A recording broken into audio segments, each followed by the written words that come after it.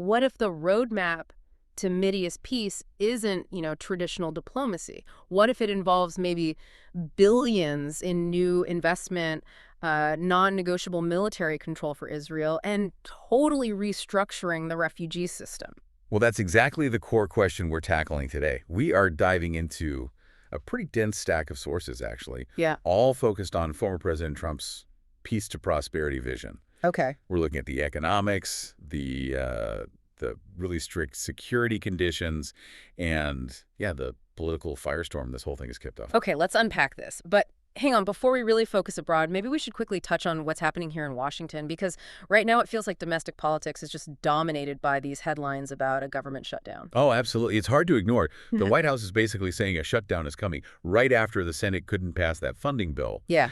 And the core conflict, at least as the GOP sources we looked at frame it, it's really about these deep disagreements on fiscal policy. And the language is pretty sharp, isn't it? We're seeing the GOP leader claim the standoff includes Democrats actively blocking funding specifically to restore certain healthcare programs. They're framing it like Democrats are sacrificing the American people in this fight.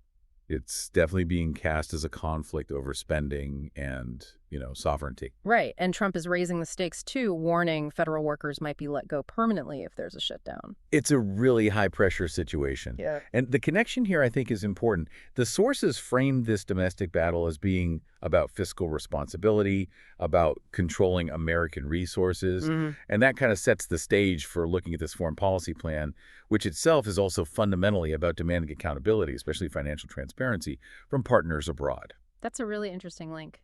Okay, let's pivot then to the Peace to Prosperity document itself. What's kind of fascinating right off the bat is that the whole thing seems built first and foremost on Israel's security. It really is a security-first approach. The plan's authors argue, pretty forcefully, that no government should compromise its citizens' safety, especially Israel, which, faces real existential threats. Yeah. They point specifically to withdrawing from places like Gaza, only to see those areas used almost immediately to launch attacks. That's presented as a hard lesson learned. And when you dig into the specifics, the geostrategic controls they mention, the source material gets incredibly precise. It talks about the West Bank, saying the land west of the Jordan River is only about 40 miles wide. Right, just 40 miles at the narrowest point. And that geographical fact, it drives the policy in the plan. How so? Well, the sources explain that a modern fighter jet can cross that distance in less than 3 minutes. Wow, okay. And since it takes the Israeli Air Force roughly 3 minutes just to get fighters in the air. Ah, I see. The plan argues Israel must maintain operational control over that airspace west of the Jordan River permanently. It's about having that essential defensive window. That time buffer is seen as non-negotiable. Time and also terrain, right? The sources also stress the importance of the Jordan Valley. Exactly. It's a natural barrier, steep, about 4,600 feet of elevation change. Which helps against a conventional attack from the east. So the plan uses that geographical reality to justify Israel incorporating the Jordan Valley into its contiguous territory. It's like creating a defensive spine for the country. And this focus on security, it extends beyond just territory. There's this whole mandate for demilitarization, the Gaza criteria, as they call it. Yes, the Gaza criteria. And this isn't presented as like a suggestion. It's framed as a fundamental requirement, a structural denial, really, of traditional military capabilities for any future Palestinian entity. And it's not just about tanks or planes, is it? The list is really long. It's exhaustive.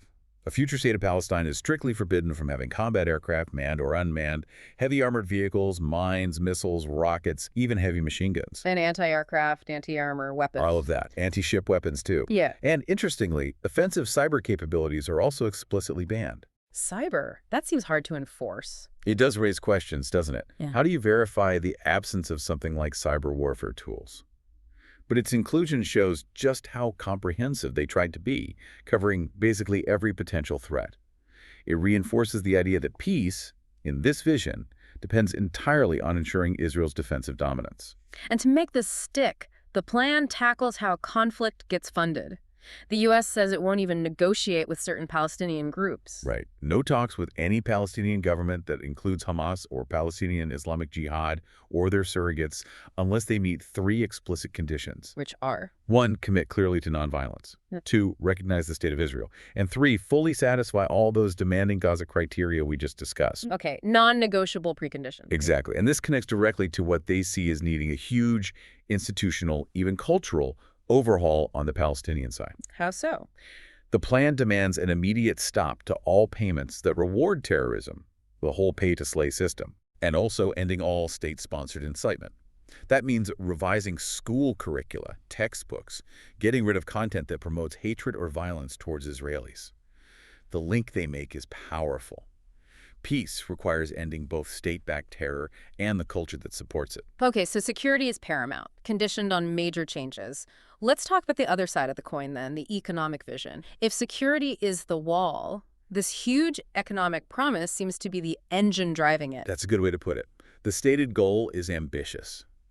Empower the Palestinian people to build a prosperous society, making peace, economically rational and desirable. And the numbers are big. We're talking over $50 billion in new investment. Over $50 billion, yes, targeted over just 10 years. And these aren't just abstract figures. They're tied to specific outcomes meant to totally transform Palestinian daily life. And some of those stats really jump out, like doubling GDP. More than doubling Palestinian GDP. The projection is a 126.7% increase. Wow. Plus, reducing the poverty rate by 50%, half, and creating cumulatively 1.3 million new jobs over that decade. It's presented as nothing short of an economic revolution. But what's interesting is how the plan addresses why this hasn't happened already. It's quite blunt about the Palestinian Authority. It is. It directly states the PA is, and I quote, plagued by failed institutions and endemic corruption.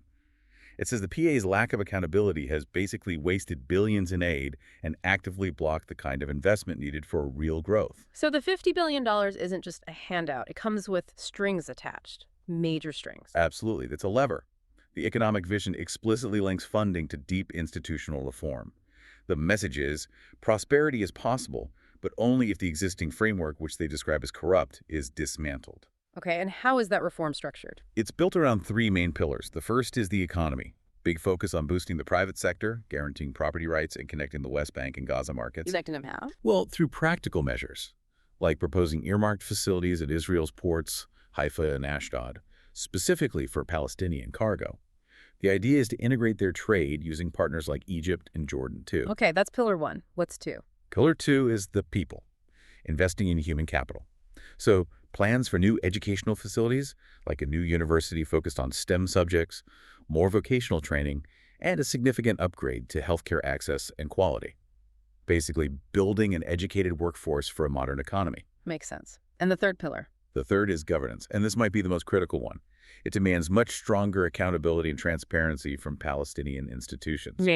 Meaning a solid commitment to things like property rights, judicial independence, and just generally improving how the government operates to end what the plan calls donor dependency. So getting them off international aid for basic functions. Exactly.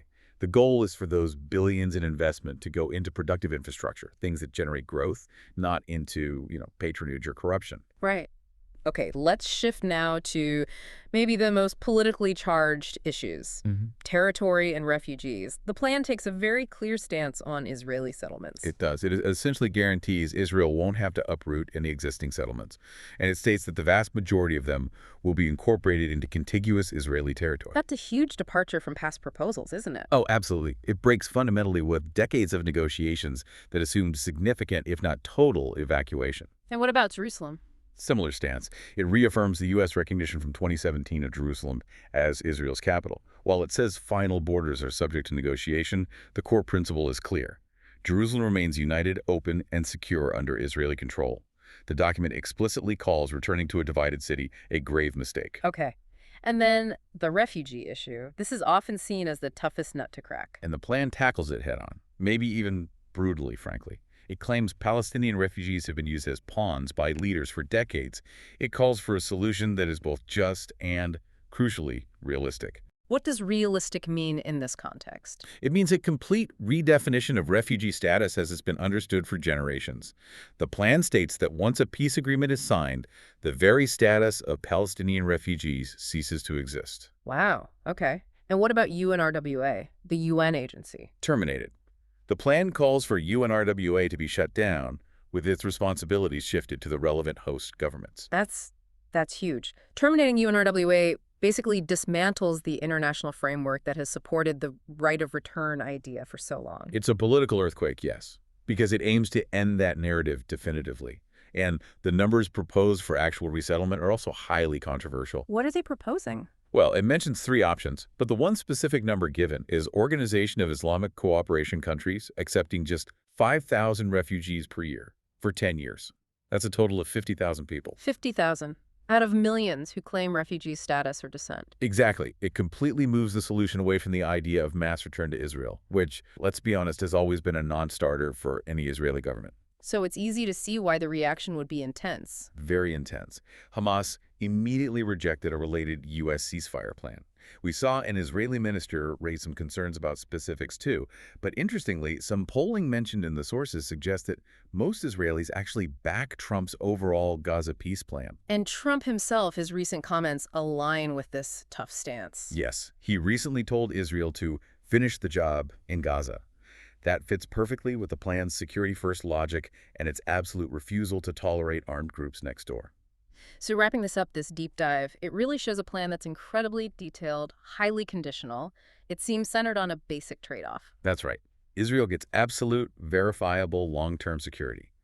The Palestinian people get the potential for massive economic improvement, but only if they agree to completely dismantle what the plan describes as endemic corruption and the whole infrastructure of incitement. It really emphasizes practical results, economic incentives, over trying the same old diplomatic routes that haven't worked. Exactly.